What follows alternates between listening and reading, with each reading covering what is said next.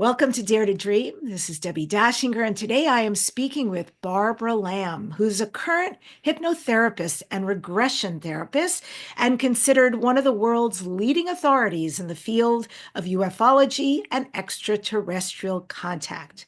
Dare to Dream won 3 Talk Positive Radio Awards, also the COVR Award for Best Podcast. It's listed in Welp as one of the top 20 best podcasts to listen to this year. It's high ranking in Apple Podcasts, and we've just been picked up in New York on 102.7 FM. So if you live back east, definitely check us out there. We are syndicated.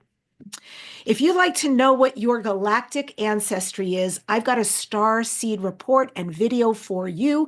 Breaks down different types of star seeds, what your galactic ancestry is, what you look like, what your career proclivities are, your strengths, your weaknesses, all of it. It's fascinating material. Go to debbidashinger.com/starseed. That's DEBBI, no E, DEBBI, DACHINGER.com/starseed. And coming up, the new event that I will be at, and I really hope to see you there because Los Angeles needs a lot of light right now. So come be the light worker that you are. LA Conscious Life Expo. I will be speaking on Friday at 5 p.m.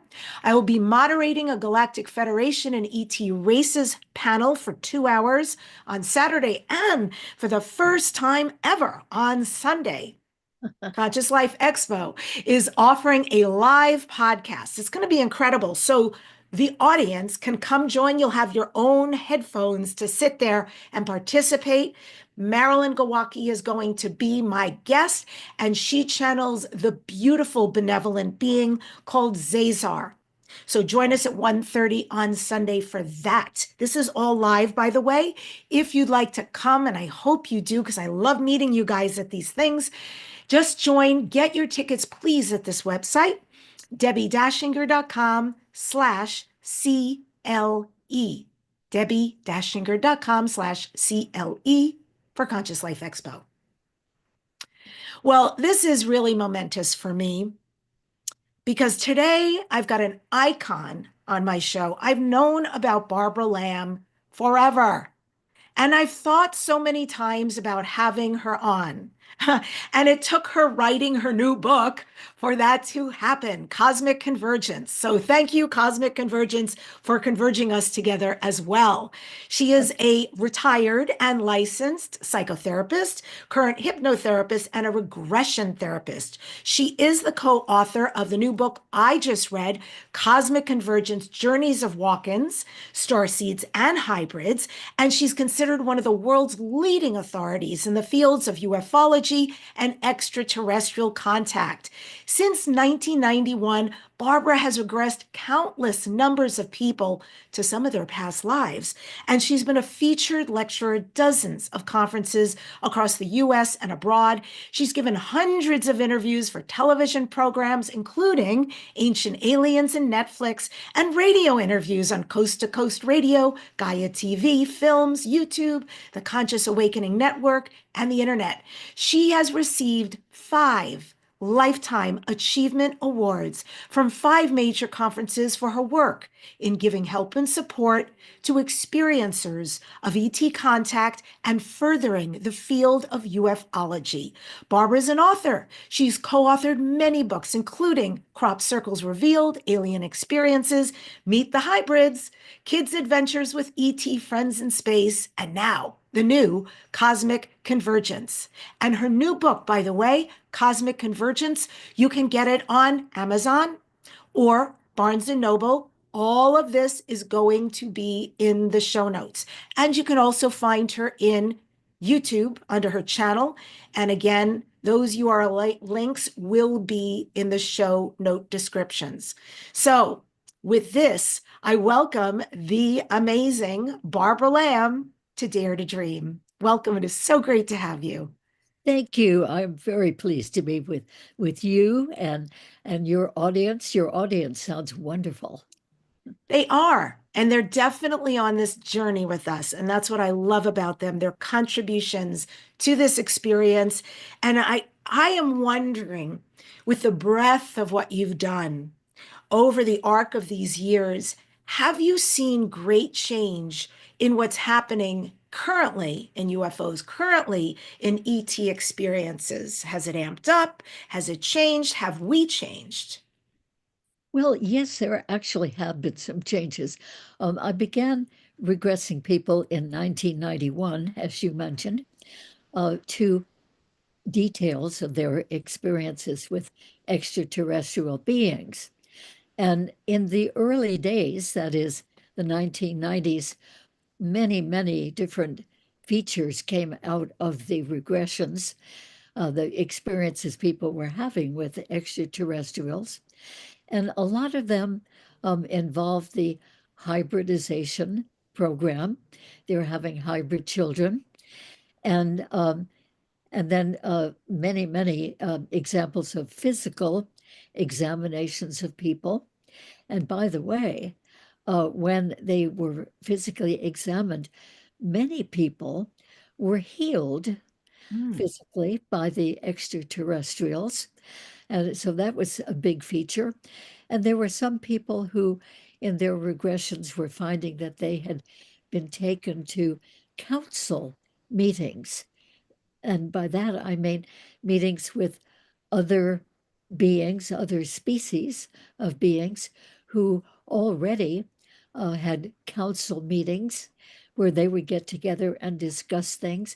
And they would particularly, uh, when my clients were there for those meetings, they would particularly be discussing problems on planet Earth and what should they do Hmm. with those planets. For instance, one person found in a council meeting that the beings from many, many different species all over space, that they were very concerned about humanity and humanity's inclinations with many people anyway, to be greedy and to be warlike and combative and negative and over and against and waging wars and doing really atrocious things to other people. And they knew that not all humans were that way, thank goodness. But they were concerned that long, long ago, when they had helped to create human beings from earlier types of beings, that they added genetics that would involve that pugnacious aspect. Hmm. And yeah, and they were very concerned about that. They felt sort of responsible for that, and indeed, I think they were. Hmm. So the concern at that one particular council meeting was, what do we do about this? How can we interact with those humans so that they will not have so much DNA that is of that aggressive, hostile type. So they were really in a quandary about that at that particular meeting because, of course, they're not supposed to intervene with any other species, including humanity. And yet they had helped to create us, influence our development, way back in time. I mean, many thousands of years ago. So that was very interesting. Uh, Planet Earth, it turns out, is of great interest to a number of different species. And one of the reasons why we're of great interest is that they help to form us in the first place, give us genetics, and they are still giving certain people genetics, people we refer to as hybrids. Um, but they also are interested in Earth because Earth has more species in it of all types. I mean, when you really think of it, we have so many animal types, bird types, insect types, human types, even. In other words, whatever species we have in our oceans, air, or land, we have more species on this one little planet than all of the other planets have life forms put together. That information was given to me by an extraterrestrial being during the channeling of one of my clients. And I thought, wow, what an interesting perspective. Of course, we humans have not really done very much until recently about thinking about life even being on other planets. Certainly, I spent 2/3 of my life uh, just thinking that we were the only ones. And then in the 1980s, it began to come out that some people were discovering that, oh, yes, indeed, there are other beings, and some of them are visiting us humans. So much has unfolded in my awareness since the late 1980s. But anyway, it's very helpful, I think, to have this perspective from some of these other beings, perspective about us. I know I certainly have a really different viewpoint of Earth and humanity um, from hearing from many of the extraterrestrials from their perspective. Absolutely. There is so much that's amazing about what you said, and I have a couple of questions. The Okay. first one is when you okay, yeah. When you talk about these beings that got together that your client told you about, and they referred to us, or in your interpretation, as pugnacious, but that was actually received from our genetics, and I know exactly what you're saying, the genetic soup that we are. It, so we have thousands of different advanced civilizations inside of us that created who we are. The Anunnaki, originally 450,000 years ago, made some alterations. Then thousands of genetics were donated, but we have 5 seed races that donated their genetics to us: the feline, the reptilian, the bird, the avian, and the high-level Lyran beings. So I'm wondering about this warlike, this worrisome component of who we are individually and collectively, that does create wars. Is that, and please forgive me, reptilians, I know there's lots of good ones out there, but is Yes. that part of the reptilian genetic lineage? Well, it is, but as you say, there is such a mixture of extraterrestrial species in our lineage. Reptilian is in there. And I want to quickly jump right in and say that, yes, there are some really nice reptilians. Reptilians have a bad rap. And of course, I understand that because they're often big and they seem very commanding. They seem very aggressive, and they can be. Uh, but they look like they would be fearsome.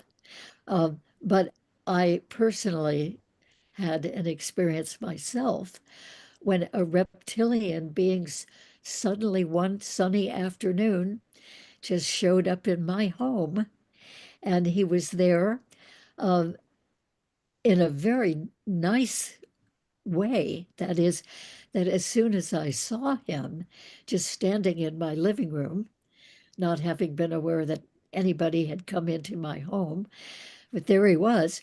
And immediately he seemed like such a nice guy. And I went right over to him. He had his hand out for a handshake, and I took that hand in handshake position. And for about 5 or 6 minutes or so, he talked to me telepathically, and he was very safe, very likable. I trusted him, and I'm glad I did. It was a very favorable visit.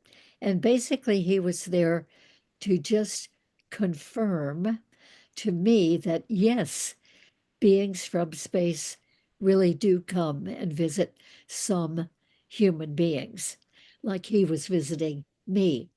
And he said he had been especially bred to be a friendly ambassador, to validate for people who were having these experiences with the other beings and doubted it and wondered if maybe they were going crazy. Uh, but no, they're not. They're perfectly sane people who are having these experiences. And he wanted me to know that for sure because I was working with so many people who were having experiences with the other beings. And it was a very, very wonderful visit. So that opened up my perspective from having thought, oh, reptilian beings are probably, you know, not only kind of scary to humans, but maybe have a lot of negative intentions. I went from that to thinking, oh, okay, there are a number of different types of reptilians in the extraterrestrial realm. Uh, and some of them are really nice. And I think it's helpful for people to know that. Absolutely. I got corrected. I also had an awakening on this particular subject later on in life. And I came in with a lot of assumptions, a lot of fears, and a lot of assumptions. And Oh, very early on, I was corrected by a woman who channels the Yael. ah, And I made a statement while we were doing a podcast a long time ago. And I said something about reptilians in a very generalized negative way. And this being is actually a male being that comes through this female channel, immediately corrected me ah, and expressed that they were not at all what I had thought they were. And then I thought, well, thank you. That's so beautiful. And I appreciate the correction because it's true. Even on this planet, there are good singers, there are bad singers, there are good lawyers, bad lawyers. There's good and bad. We live in a dualistic world. And so, even for whatever planet or galaxy, a species, there's going to be an amalgam. And I think maybe especially so in the reptilian species there is. And it's important to remember they're not all running our government and our corporations doing negative things. There's right. lots of them that come in with brilliance and magnificence. Yes. Good. Well, I'm really pleased that you're emphasizing that too. I think it's only fair, that we give them a chance, Yeah. or give ourselves a chance to realize that there are many different types, and some of them are quite good. I'd like to pick up on what we were talking about a couple of minutes ago about, um, what I'm finding in the regressions. Mm-hmm. Years have gone on from the 1990s, and more recently, in past years, many people are coming for regressions to find out about their experiences that they have been having, that they have hints of. They don't know usually about a full blown experience, but they know the first few moments that the beings are there. And then that's all that they consciously remember. So they find out in regression, when we go back to a particular incident that they had had of being visited by one of or a few of these beings, we get the details of that experience. And it comes out that there are a lot of really benevolent things that are happening to people in their experiences with these other beings. So even if they are taken from wherever they are on Earth, taken on board, and even if they are put on a medical table and, as they say, poked and probed, and skin samples and hair samples taken, and so forth, and other procedures, what they are finding more and more people coming to me are finding that the beings are actually detecting a physical problem in the person and healing it. And the healing is described in many, many different ways, uh, usually with some sort of form of light. It might be like a roller of light coming up over their whole body in the front and adding healing in that way. Or it might be healing coming in what looks to people like a large flashlight emitting light, but it is a healing light. Or they may be completely surrounded by light that is doing the healing.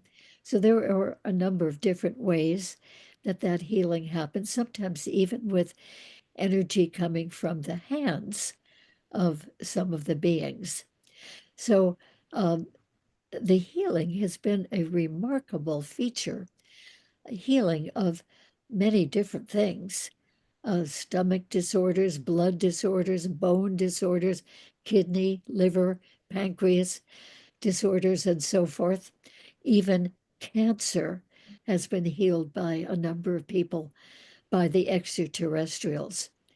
And sometimes the extraterrestrials, having examined the person, they will tell the person that he or she has a particular problem going on with his or her liver or pancreas or whatever. And instead of healing it themselves, they will advise the person to go to their own physician when back on Earth and be sure to have that particular part of their body checked so that it can be taken care of.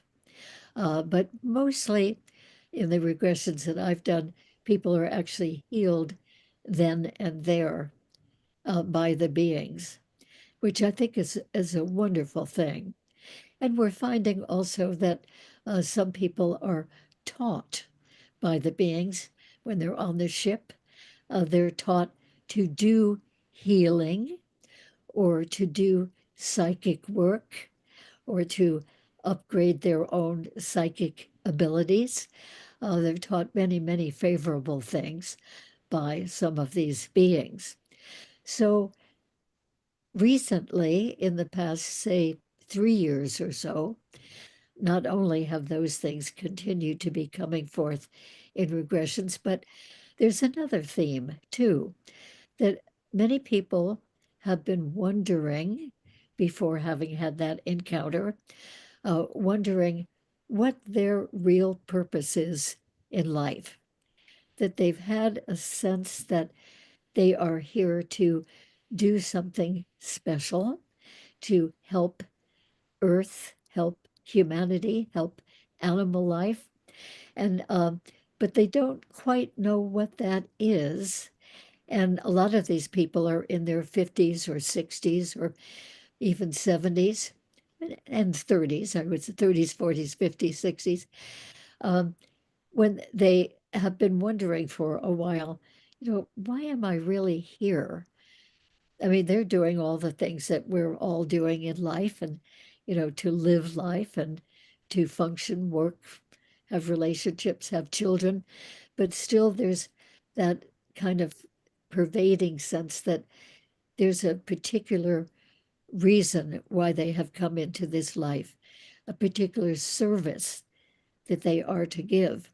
So, in some of these regressions, when they go into an extraterrestrial encounter, they are told and shown by the beings what their particular purpose is for being here in this life.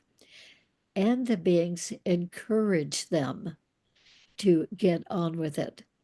In some cases, the beings even give suggestions about how to get going in doing that work if they're not already doing it.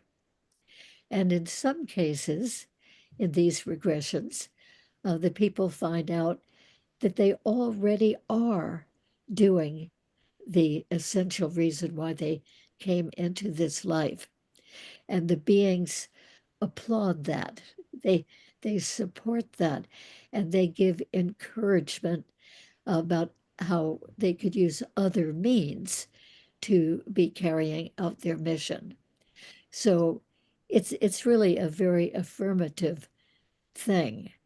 And I've been very pleased that more and more people have been coming for that particular reason. You know, why am I really here? Yeah. Uh, that that reason. I know you do a thorough job. And I know, my partner, Rob, has had several sessions with you. He raves about you. And I want to ask you a quick question here about your actual regression. Because I Yeah. know you've said to him, you should send Debbi. And there's only one reason why I haven't done it. But long time ago, when I've worked with hypnotherapists and they would quote unquote put me under, then they would say, look down at your feet and what do you see? And as soon as that happened, I went into my head, done. I mean, I wasn't under. I was actually panicking in my head. I'm supposed to see something. What am I supposed to see? There's nothing there. It became a whole thing. And Oh, so, yeah, I was wondering when you do your method, if you will, how you don't have to tell us the whole thing, but how do you get people to go under? Because clearly you're very, very successful at what you do. thank you. Well, I want to clear up something right away. It is not a matter of going under, and many people have that disillusion. Um, Actually, the regression just involves a nice state of deep relaxation. And anybody can go into that if they're willing to sort of let go and relax with the suggestions that I give them. And so that's all that we need for regression, just a nice state of deep relaxation, plus a focus, something that we are looking for, something we are wondering about. I call that the focus of the regression, the subject of the regression. So regressions don't always take people into past lives. I did many years and am still occasionally doing past life regression. I started way back in 1984, being trained by the Association for Past Life Research and Therapies. And for several years, that's what was coming up in my regressions was people's experiences in certain previous lifetimes. Uh, but regression can be used for any purpose, and it depends on what the question is that the person has, what the focus is. Uh, so, in this nice state of deep relaxation, you might be aware of something going on in the environment of where you are. Um, Noises outside, dog barking, telephone ringing, just about anything.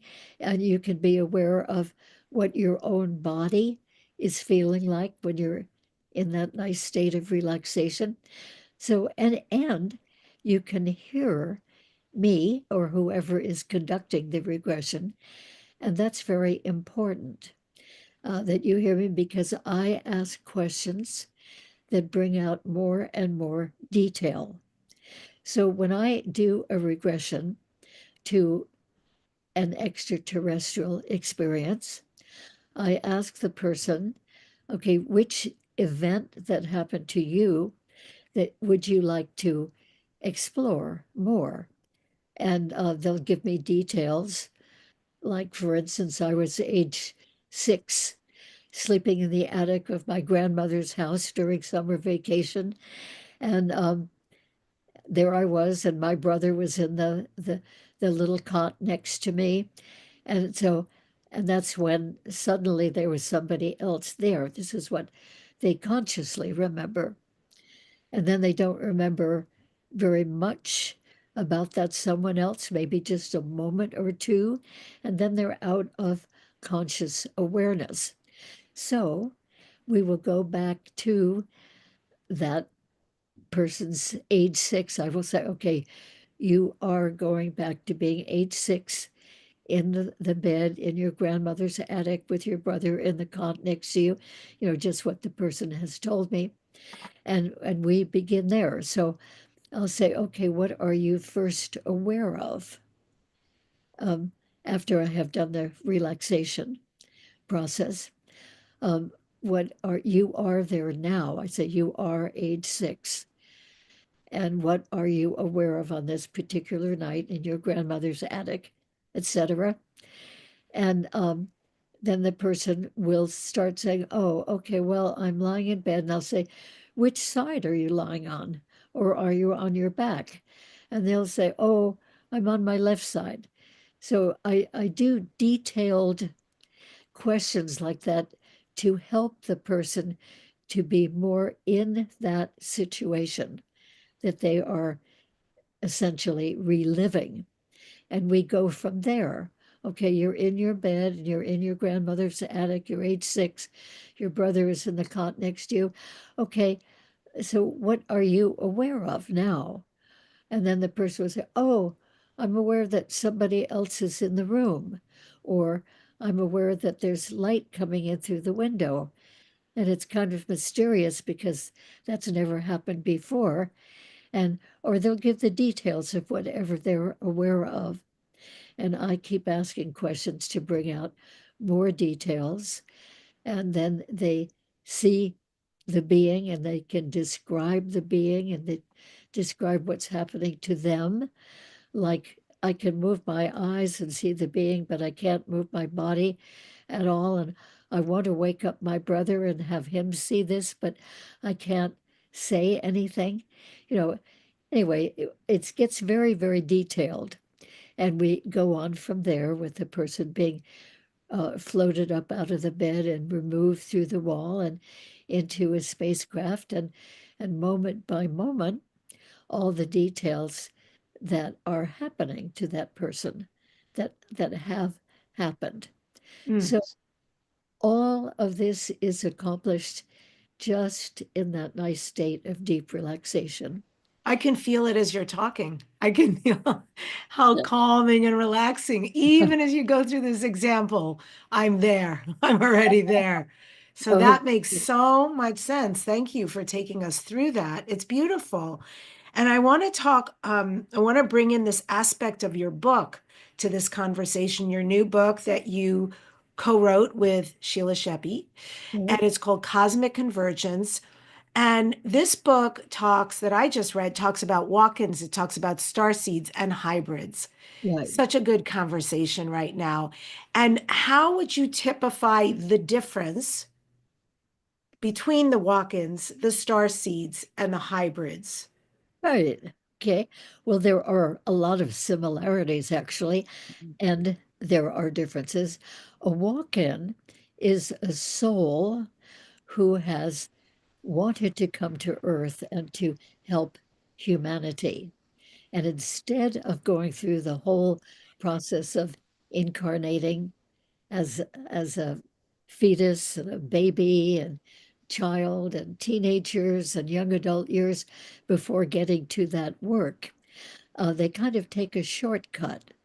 That is, that soul, which might be from a spiritual realm or it might be from an extraterrestrial realm, that soul looks around and finds the soul of a person living here uh, who does not want to be here in life anymore.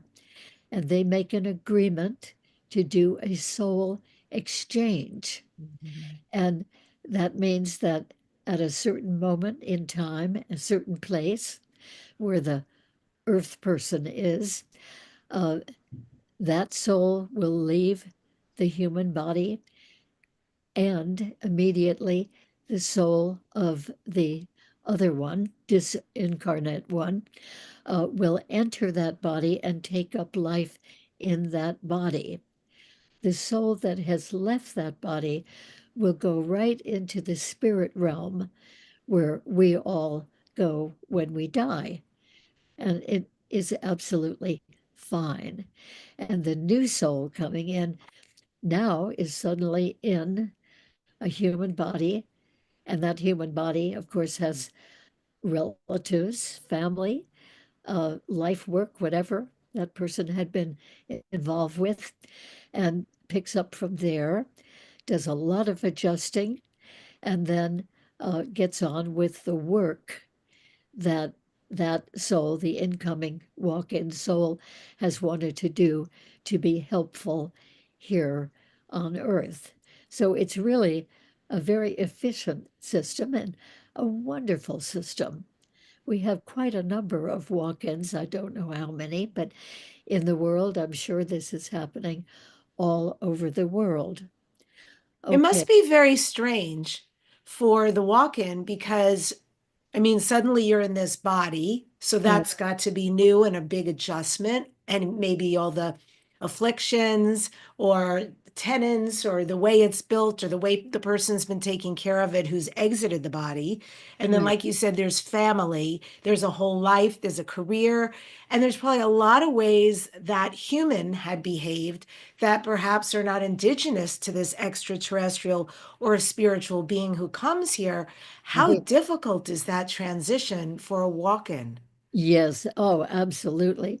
And I want to mention that in this book, Cosmic Convergence, Put it right in front of your face because it's a little blurred. There you go. Ish. Okay. this book, Sheila Seppi, who Yeah, we can't see it. It's blurred. we wrote this book together. Um, Sheila Seppi is a walk-in herself, so she has described that in great detail about what that experience was like for her. And she goes in talking about various types of walk-ins. Some stay for just a little while, some stay for the rest of that person's life. Some are maybe there are two souls that come in. We call that a braided soul, who are living in that person.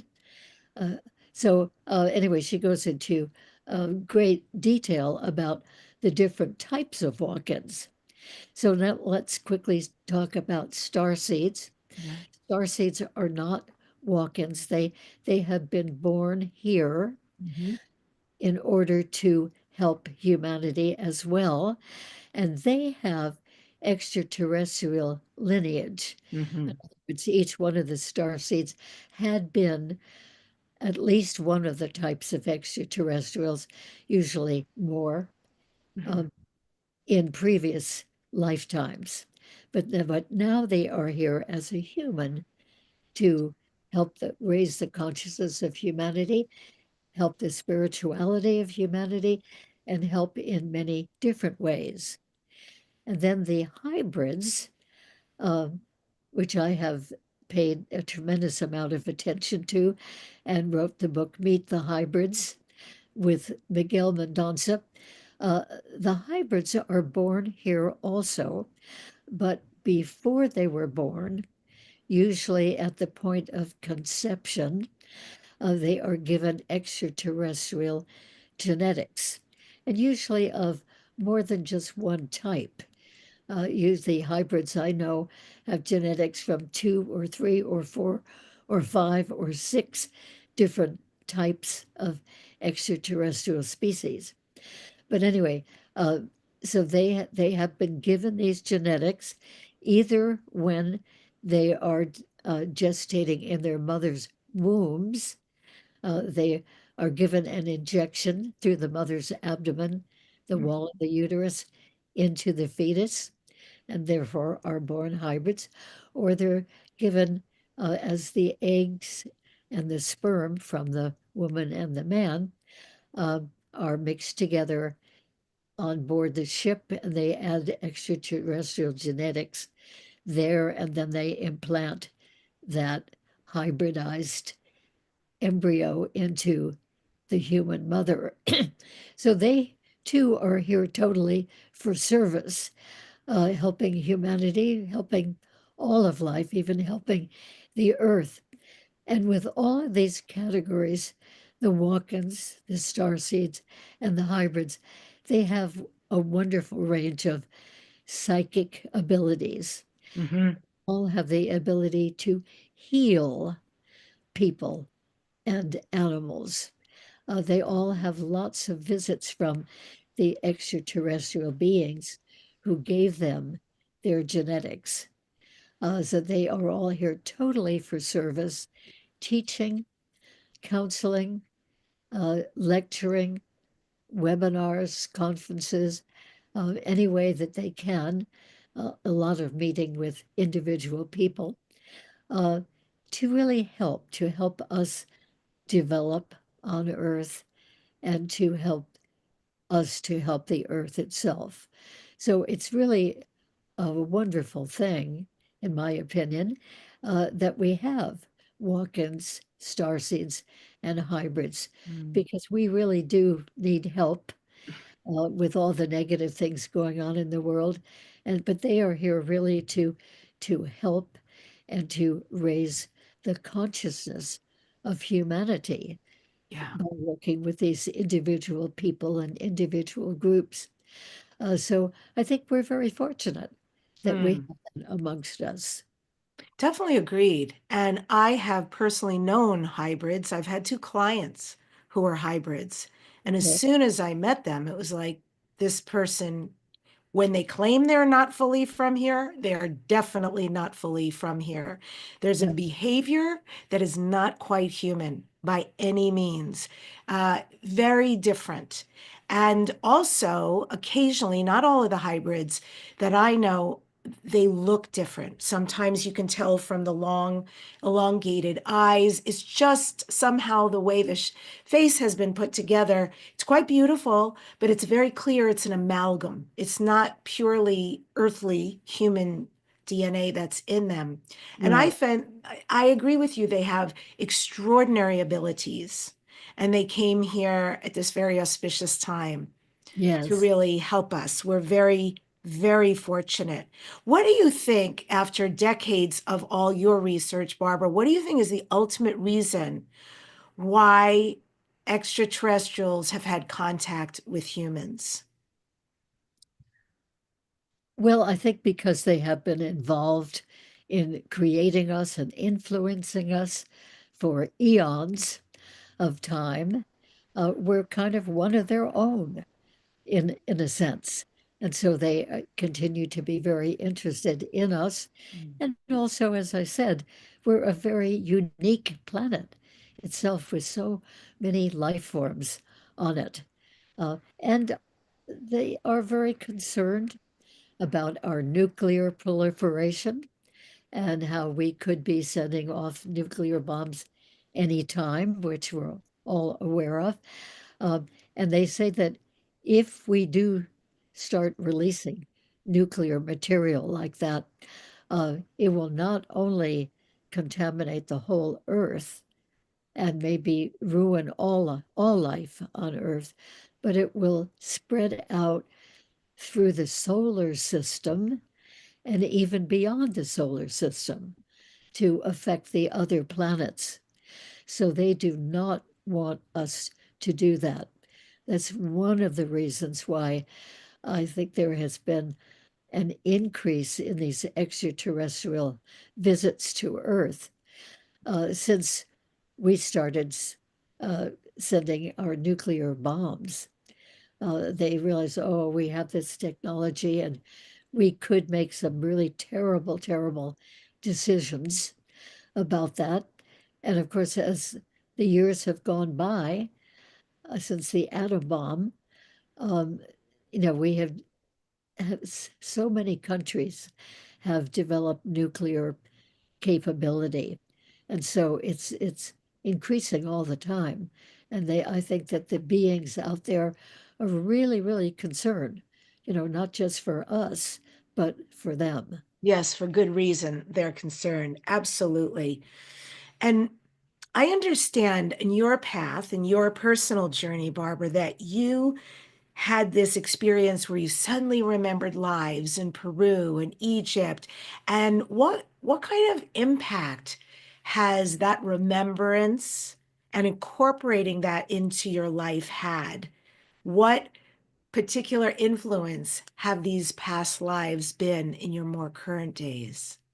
Well, the obvious thing is that having had these spontaneous past life recalls and really believing, trusting that they were real memories rather than just imagination coming up because they were so detailed and so powerful in terms of visual image and feeling and thought. So those spontaneous past life recalls brought my attention to the fact that, yes, indeed, we do reincarnate over and over. Before those events happened, I thought reincarnation was kind of a quaint, interesting belief that people over in the eastern part of the world had, but I didn't think there was any reality to it. Uh, but when I started having these spontaneous memories myself, oh, it got me rethinking that whole issue. And I came to the conclusion that, you know, even though nobody else around me agreed about this, I really think that we have many, many, many lifetimes. And so that got me interested enough that when I met the woman who founded the Association for Past Life Research and Therapies, I immediately gave attention to that. And she said, come to my conference we're having tomorrow night and see for yourself. So I went and was so impressed with, about 50 different past life therapists who had convened for this conference. I was very impressed with them and with the work that they were doing, and then took their training for 5 years. That's what got me into doing regression therapy.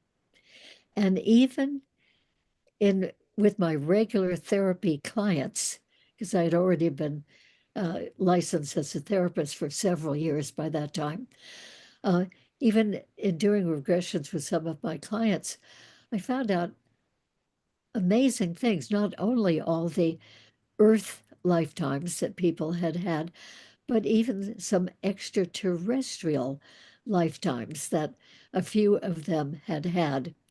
And then in 1991, that's when my first uh, genuine uh, experiencer client came, somebody to uh, do regressions about the weird happenings that were happening to them, which had to do with extraterrestrials visiting them and taking them away for a while. Mm. So Can anyway, you out of share along those lines? Can you share if you've got one or even a couple of great stories of the most memorable extraterrestrial regressions that you have facilitated a session for somebody, and what really surprised you that came out of it? well, the one that comes immediately to mind, although there are so many, um, was a woman who came for regression, and she found that she had been taken from her home to a spaceship and put into what she described as a pod. And by that, she meant it was like a bathysphere, a big circular, spherical object full of liquid. And she Mm, was put into that and left for about, it seemed like 3 days. There was a little window in the pod, and every once in a while, somebody, a different type of being, extraterrestrial being, would look through the window just to check on her and make sure she was okay. And she was able to breathe this fluid. mm, This was all very mysterious to her. And after about 3 days, it seemed, she was taken out of the pod. And by the way, there were four other pods, each with a human in it, and they were all taken out, and they spit out all the extra fluid, and they were just fine, and they were dressed in robes and hoods that came well past their faces, and led along a long corridor by one of the extraterrestrial beings, seemed to go on forever. mm, And then they ended up in a huge meeting room which looked like a big council meeting with and that was a round room with tables and chairs on each layer going up, which from the floor. And she noticed that there were many, many hundreds, probably a few thousand beings there in identical robes with those hoods. So you couldn't really see their faces unless you got right in front of them.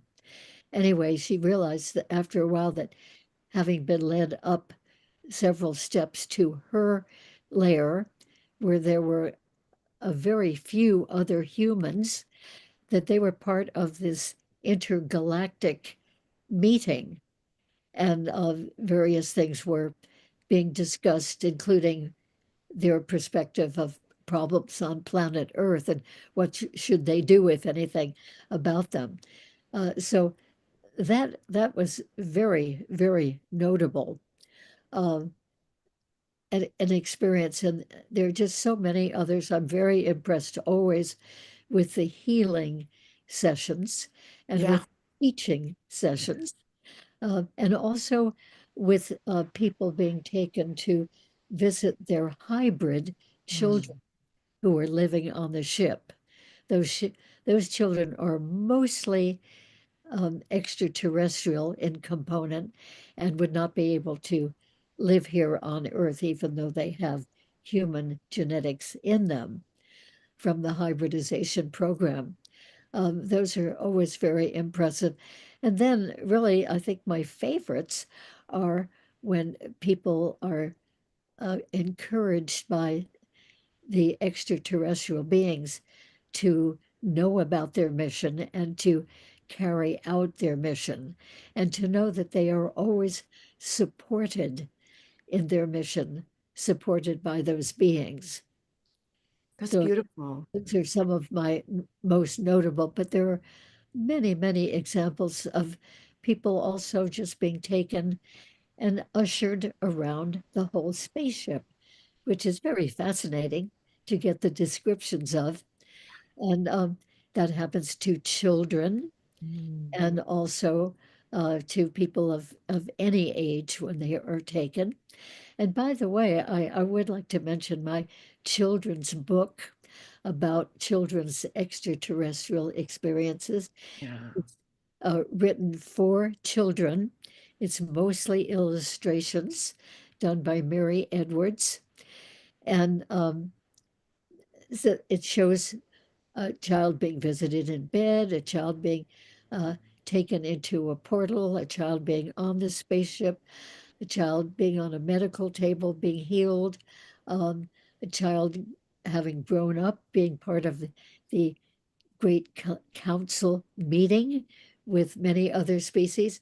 It has 18 different scenarios that real children Mm. have told me about, mostly in regression, and some who've just simply remembered an amazing amount about their extraterrestrial encounters. So that's, a lot of children have these experiences. And when they tell their parents, if the experience happened at night and then the next morning, they tell their parents, oh, the monsters came, or the squoogies, or whatever name they've given to them, or the little men came again last night. The parents usually don't believe them. They think, oh, that is just something made up, or they tell the child, oh, that must have been a dream. And so the real encounters go unacknowledged in so many cases. And the children soon realize that they have nobody to talk to about those experiences that they really did have.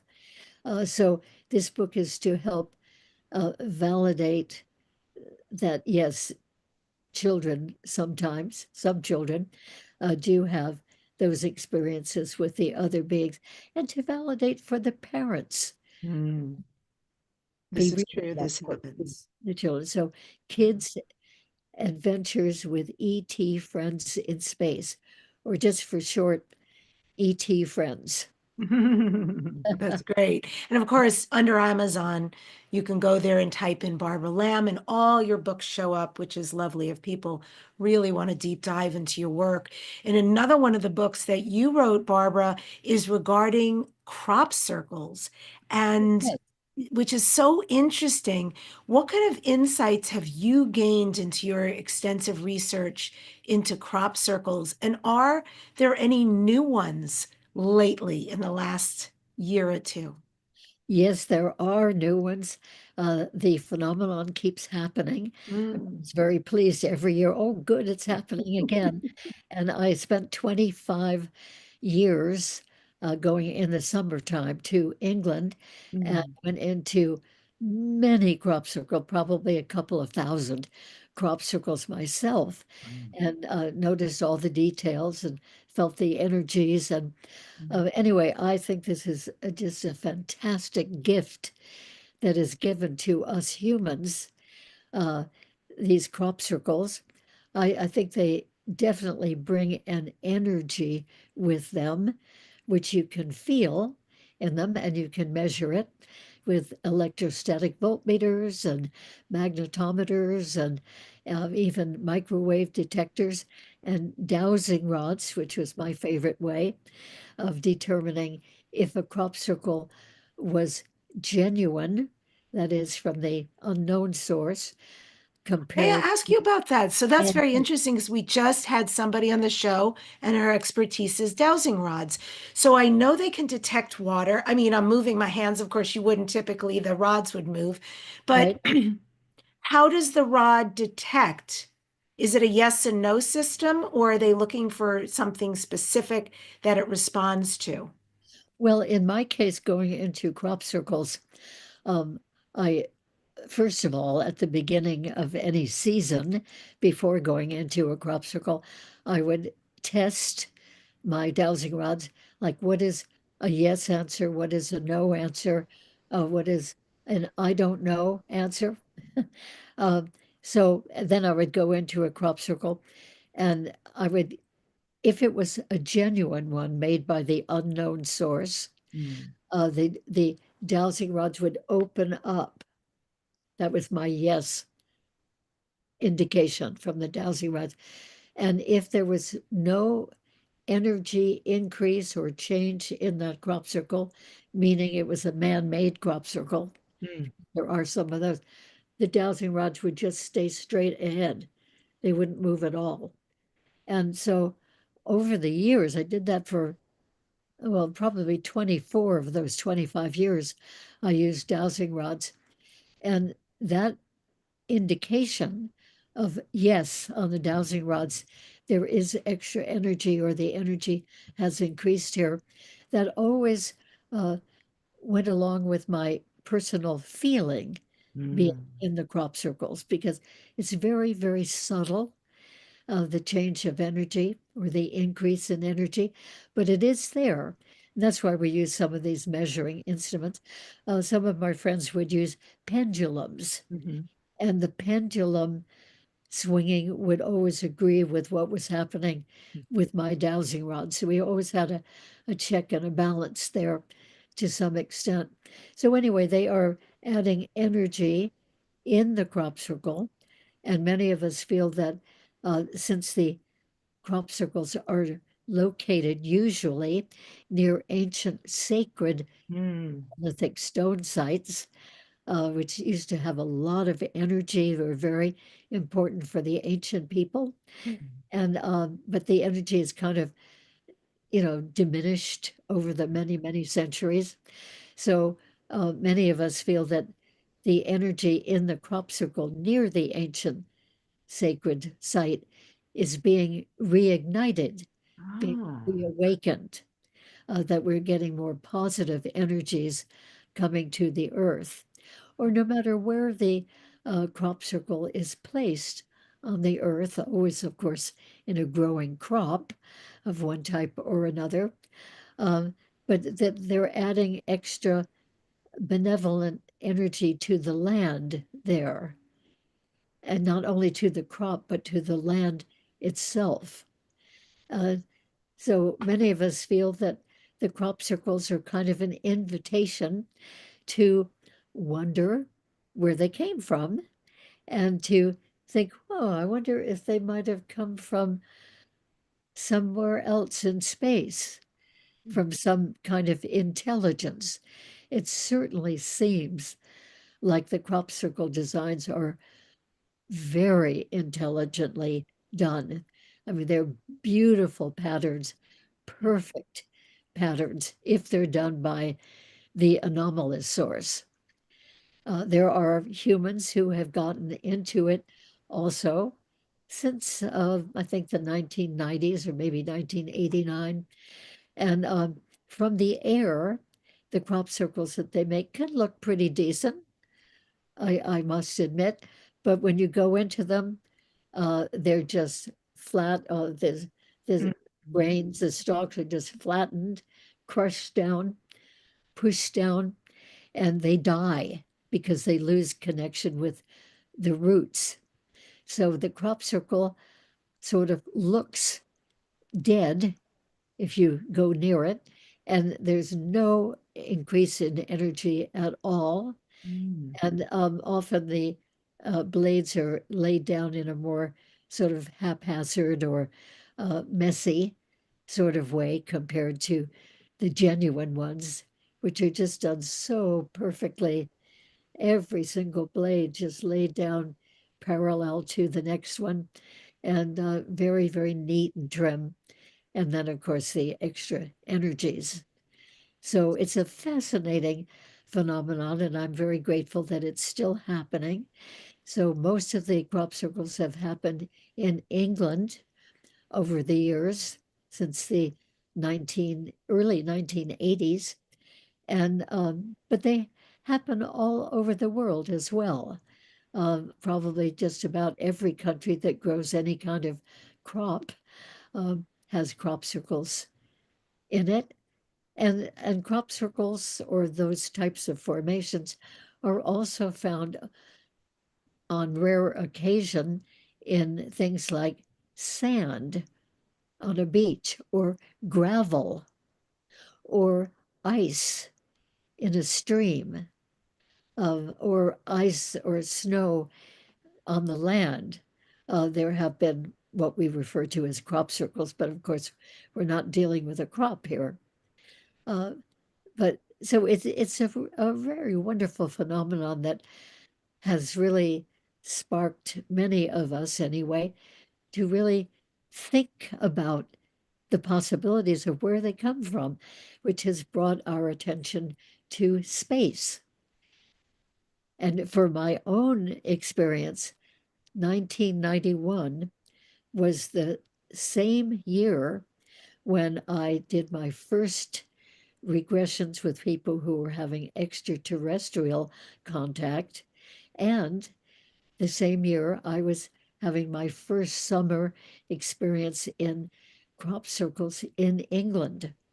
So those two tracks of great fascination for me have gone along in a parallel direction. Mm. And I think Isn't that that lovely? That is such powerful guidance that you received all at the same time to pique your curiosity, to open up your path for you, to yeah, you. I yeah. love that. And we're almost at the end. I have two brief questions, but I got to get this one in. So, can you tell us, if you know, what is your galactic heritage? Do you know who you hail from, and if there is a dominant species that is in the Barbara Lamb being we are witnessing today? Oh, wonderful question. Well, I had what is called a star origin reading back in 2015 by a wonderful hybrid woman named Jacqueline Smith. And she does these star origin readings when people ask her for them. Being a hybrid, she has these amazing abilities and so much contact with her extraterrestrial beings. So, anyway, she told me in this reading that I had had many, many lifetimes way back at the beginning of my being a soul, many lifetimes of being in celestial realms. And then I had a number of lifetimes being a certain kind of extraterrestrial. That was a very highly advanced species, which was full of light. They were mostly light beings. And then I had a series of incarnations of being various other types, like mantis beings. And in some incarnations, I was a dolphin-like being on a different planet, a watery planet. They weren't exactly in the shape and form that our dolphins are, but they had the same kind of skin and lived mostly in the water on that planet. And then she mentioned several other types. There were Arcturian, and there were Andromedan, and there were tall whites, and there were Pleiadians, and it just seems like, according to that reading, that I'd had many different lifetimes as various types of extraterrestrials. And every time she mentioned a different type that I had been, I immediately felt a big flash of light going off in me, like recognition. Oh, no wonder I've been so fond of the mantis beings in this life. And I have been exceedingly interested in and fond of, even loving of, the mantis beings that people sometimes have experiences with.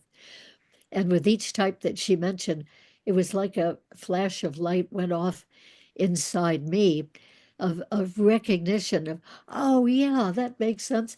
And, no wonder I've been so interested in those types in this lifetime, because I had been one of them in the very, very distant past. I can see all of that for you, by the way. I'm not surprised I had intuition, if you will, or downloads about you being celestial, about you being dolphin. Very, very interesting. And when you say that you once upon a time, well, it's all actually concurrent, isn't it? It's not past, present, or anything. It's all happening at the same time. But as Right. you are this incredible being of light, I still see that in you. I Oh, think you are that in this lifetime. What a big oh, mission you have come here. So that leads me to my final question, Barbara. all This right. is Dare to Dream. So, what do you next dare to dream? Do you have future dreams or goals? Yes, I do actually. And that is to be able to share more of this information to more people. And I'm doing a good deal of that already, but I've just been invited to participate in a new university. Well, I don't know if it's a new university, but it's forming a new program so that people can get a certificate in UFO studies, or a master's degree, or a PhD degree. And I'm just beginning discussions these days with the man who's putting all that together. And that would be an opportunity to share even further. So I'm very pleased to look forward to doing that. Okay. I will Wow. continue to, Finally. And is there more? well, I just continue to work with people who want to come to me for regressions. Right. So, Yes, highly recommended. And they're long sessions too. So for folks who really want to explore, Barbara is your guide. I've heard nothing but amazing feedback. And I know you also worked on our mutual friend, Ruben Langdon. And yeah. so, just from my heart to yours, thank you for the beautiful work you have done and continue to do for all of us to open up this very important conversation. And I'm thrilled to hear this is the first step of many, I hope, that there's actually a schooling system acknowledging this and willing to explore this, because I think a lot of people will sign up for that degree. Ubiquity University, it is called. Ubiquity. Ubiquity.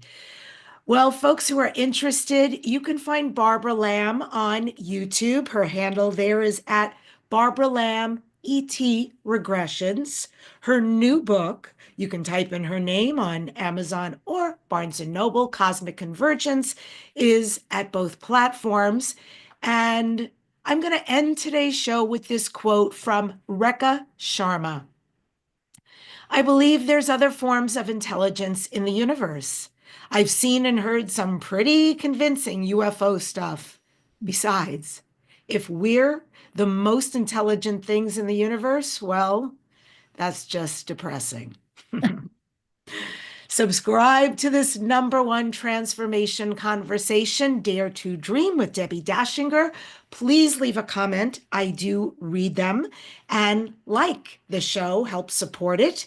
And in the next weeks on the show, I'm going to be featuring conversations with the following: Anthony Kalisk next week, who channels, ta-da, the reptilians. And I'm excited for that, a first. And then in the weeks after that, Tim Tactics, the amazing Tim Tactics, is back for his 3rd show on Dare to Dream. And also, this is so big, the legend George Norrie will be here from Coast to Coast Radio and Beyond Belief shows. I'm very excited for these conversations. If you subscribe, you will get notice of these shows first. Thank you so much for joining us. Thank you for being a part of this community and on this path. We adore you.